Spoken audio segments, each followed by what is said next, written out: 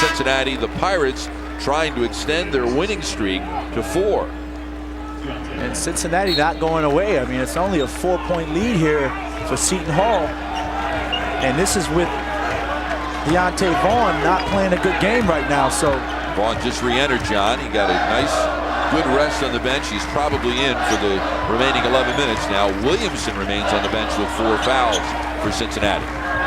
Here's Harvey and away from the play. I think Vaughn is going to be called for a foul on impeding. Now they're going to get Gentry for bumping the cutter. That's 3 on him and 10 on the Bearcats. So now, not only does everything result in a trip to the line for the Pirates, but 2 free throws. But the way they've been shooting their free throws in the second half, it really hasn't helped much yet. Yeah, that's going to dig a tremendous hole for the Bearcats. Every time you touch a guy, they go into the line for 2. Bazell had a game for the Agents a week ago last night against Louisville. He scored 29 points. It's a career high. He made 8 3-pointers.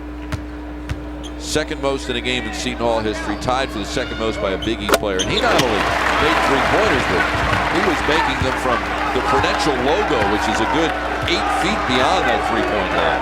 And the thing about it is that he's a freshman. I mean, so he has more time to improve, more time to get better, more time to get more confidence.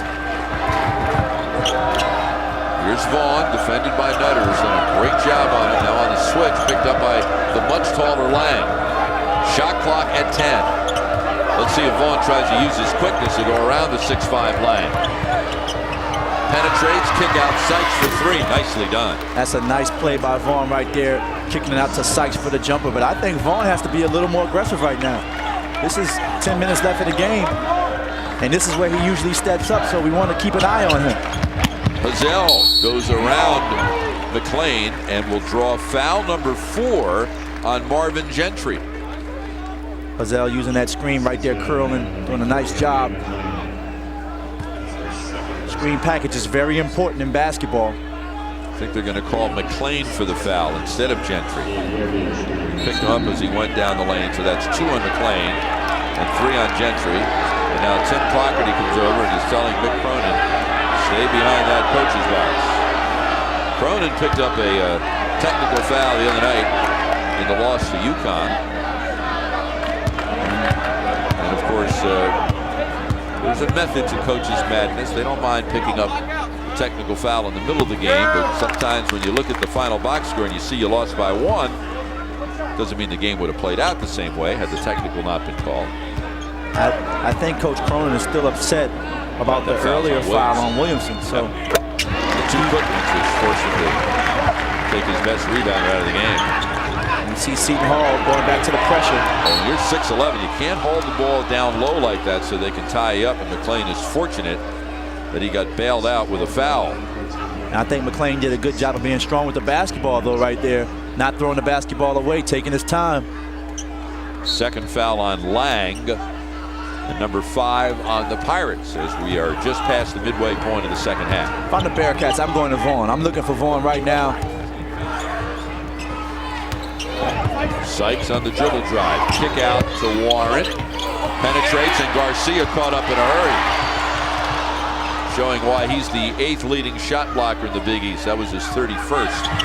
Warren with the drive and a blocking foul on the Pirates.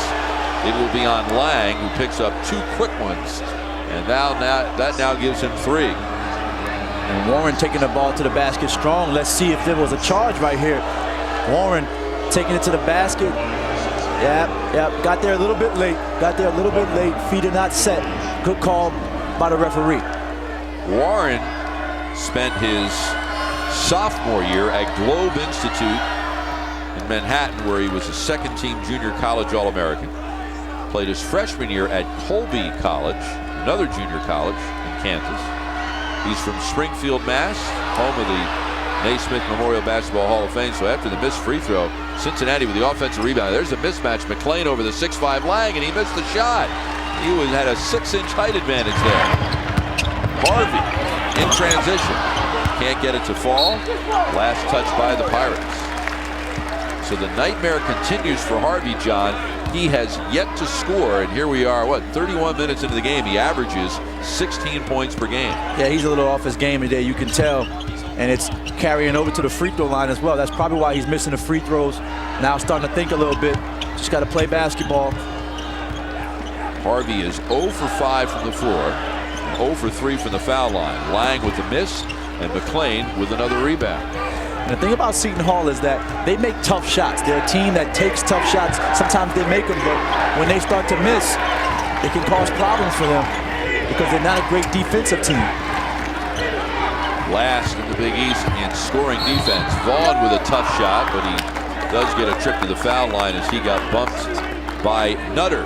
Number 2 on Nutter, and that's number 7 on Seton Hall. So Vaughn will shoot a couple, but everything the rest of the way has Cincinnati in the bonus. And if I'm Deontay Vaughn, I'm taking the ball to the basket every time right now. I'm not settling for jumpers anymore. I'm going to use my strength to get inside and bully little guards in the paint. Vaughn knocks down the first one. Hritzenjak back in for the Bearcats. They'll give McClain a rest and Larry Davis in for Seton Hall. Vaughn was named the Big East Player of the Week back on January 14th.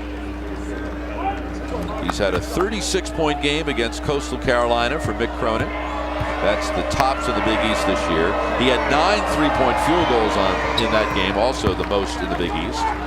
Then his 34-point game against UConn on Wednesday was the second highest single-game scoring total in the Big East this year.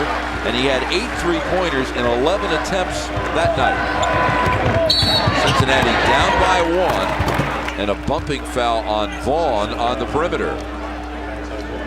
That will be number 3 on Vaughn.